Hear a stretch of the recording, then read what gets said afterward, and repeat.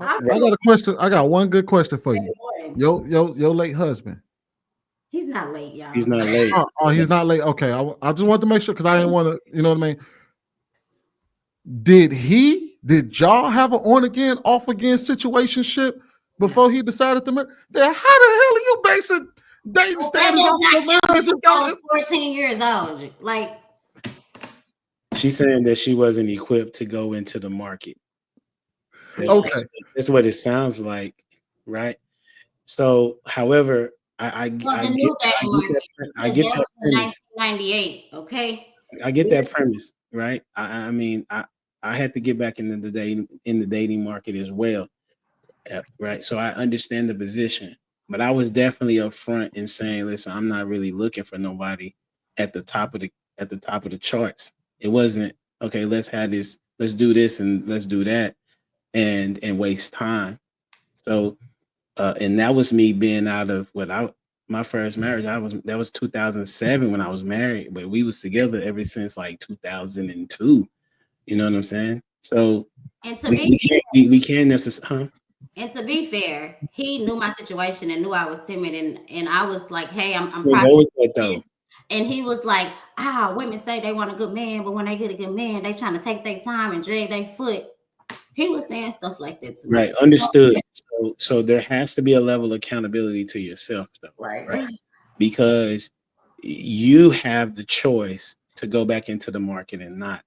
You have the choice. You have a kid, right? And so how would you have talk to your kid about what you would like to see from them if they was to be dating?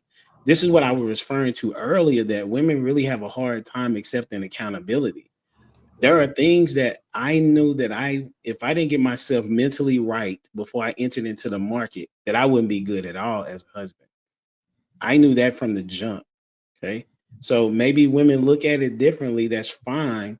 But there has to be, you know what? It was on me. Like I should have not done what I did. Looking back on it, I should have operated differently. Now that I have taken a step back in that situation, he told me XYZ. I know that I can see red flags now, as opposed to say, well, he already knew this and he took it. No, me personally, I don't believe in manipulation. I believe in the fact that you have boundaries and you let people walk through them. So what I'm saying is, it's sad to hear that you had that situation, but say, you know what, I'm gonna learn from that situation. And when I get back out here, I'm gonna have my stuff together. I'm only gonna give man a little bit of my time as it relates to what I do for him, because at the jump, I need to know, I need to know, is this a situation where you're trying to be married, or is this a situation where you're just trying to be having a good time? Now, based on what he says, now you're gonna have to look at what his actions are. And if they do not align, you have to say, I can't do this. I got to roll. You got to be willing to move out and not give up the goods as well. I'm telling you, that's where y'all lose y'all leverage. Y'all wanted it, and this is what's going on with it now. And that's the reason why I inserted myself around men. You know what I'm saying? Because you're right with that, where she got to figure out whether or not she want to give her the goods. But I believe there's another side to that influence women to be more compelled to be all right with giving up the goods, because there's so many brothers that still would try to date them and would consider trying to be in a relationship with them for moving like that. We got a plethora of men that still want to deal with these women and knowing they shouldn't, you know what I'm saying, because of the likelihood of it not working. That's why I inserted myself on the men's side. And I'm like, okay, look, there's some vetting issues going on, serious vetting issues. I mean, me and Trev and MY and I had conversations in the back chat, swinging for hours about how these guys are just creating a population of men that makes women feel justified to operate the way they, because there's a sort of safety net for them. Like, yeah, there's some guy some jerk, some idiot is gonna still deal with me. I don't care if I had 100 bodies last week. So it's like, what do? We got to go and try to calm these guys down. Like, yo, chill, bro. Like, y'all messing everything up, bro. So You're on mute, Ms. Di. Ms. Di, you're on. You have to take it off mute. Can you hear me now? Yes. It was my actual mic that was on mute.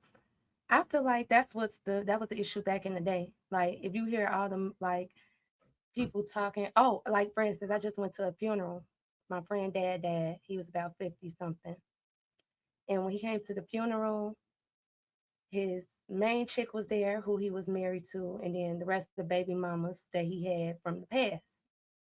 And they all knew that he was still mess with. They like that's what men do. They cheat. What men have been doing to women in relationships have been justified for so long that at this point women are not taking that, oh, this is what, like, men and their sexual habits, and they're not, modern day women is not accepting that anymore. And one thing I'm enjoying about these new modern day men, some of them are like, okay, pussy is not catching our eye that like that no more. We don't care about pussy like that no more, because of how some of these modern day women is just overly sexualizing themselves. The things that used to make a man just, no, like, I understand we was in this in between where these girls was like this, but things are changing, because at this point, men are seeing that women are leveraging their pussy to get what they want. A lot of men are falling for it, and they tired of it. So trust me, things are going to change soon. But I don't like how you got it's a real lack. I'm sorry. I was just messing with you. Go ahead. I'ma always stand on this, and this is just different conversations I've had. It's always gonna start with leadership. That's it. It's gonna always start with leadership. When I look at the music back in the day, like, I thank God, luckily I made the 90s. Thank God I was born 91 and not 98 or 99, because being born at that time, I still had access to music. Soul Child, we still had access to Common. We said those were the men who kind of let women know what is going to be coming through the door, but they're like, but I'm changing. I'm sorry. Please forgive me. I want to be with you. I want to build a family. Y'all, when we talk about leaderships, the Black community do not use our politicians as leaders. Like back in the day, Martin Luther King were our leaders. They were our biggest influencers. Let's not even say leadership. Let's just say influencers at this point. Right now, the Black community is being led by influencers, not leaders. That's the issue. And when you look at the influencers that we have now versus that we had back then, none of these men are talking. You barely hear the men talking about love. Giveon is not something that's known by every household, but guarantee you knew who Music Soul Child was. Like I said, you knew who Common was. You knew who Nas was. You knew who Lauryn Hill was. You knew who India R. Reid was. So now that we don't have those artists, guess who's putting these artists in position? These Jewish record labels. Oh Lord! Always put them in position. Okay, so can I finish my thought? Because I know I'm stating the obvious. What's the difference between influencer and leader? I know I'm stating the obvious, but these are things that's overlooked. These are the most influential people on our community, to our kids, to our little girls, these music artists. So when Black men stop believing in their leadership skills, and Black men are not trying to take the positions of these record labels, and they're selling themselves out for $1, because when you talk to these record label producers, what do they tell you? These are college educated Black men that come in and act a damn fool in order for $1. That is the issue. Enough Black men are not putting themselves in positions to hire. So, like, think about it. If we decided, okay, we're not going to sign with them anymore, we're not going to push their agenda no more, we're going to create jobs for our people, and we're only going to hire men, we're only going to hire artists that has such. They already tried to do the thing with Lil' Kim back in the day. It was an era to where she was so not accepted by men that they had to stop, go to Eve route. You feel me? And then they came back and rerouted with Nicki Minaj, because men stood on. Eve was just as problematic. You said who? Eve was just as problematic. Have you ever heard her album? Let There Be Eve. But did you listen to Eve, and did you listen to them recently? And did you tell? And do you know that they were forced?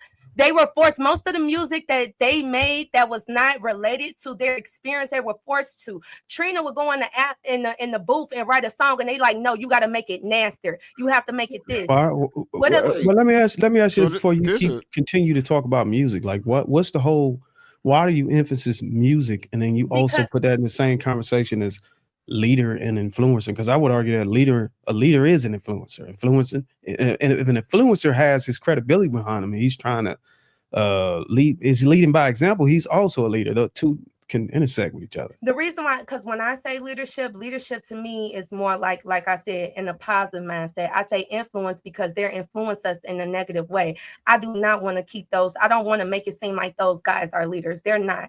They're influencers. They're not putting out their own agenda. They're doing someone else's agenda, and that's the issue. People are changing and being examples to our children for $1, not realizing the impact it's going to have on them when they go into high school, when they go into college. And the reason why I said I think men need to do it, because women are not supposed to be fighting men. The men that's causing these issues are not even the white. It's not the black record labels. When you look at the quality of Jay-Z artists versus the quality that Nicki Minaj and them are signed under, that's a big difference. If more black men would step up and come together and put their money together and take those leadership roles and say, we're only going to support this and leave them dry. Who signed the Jay-Z? Who Hold signed the on, I kind of want to get off this music. Kendrick Lamar, think about Beyonce artists, Chloe, Haley, they're quality artists. They're not I think what JR is trying to say, that music thing is not really the catalyst for the conversation. No, absolutely not, because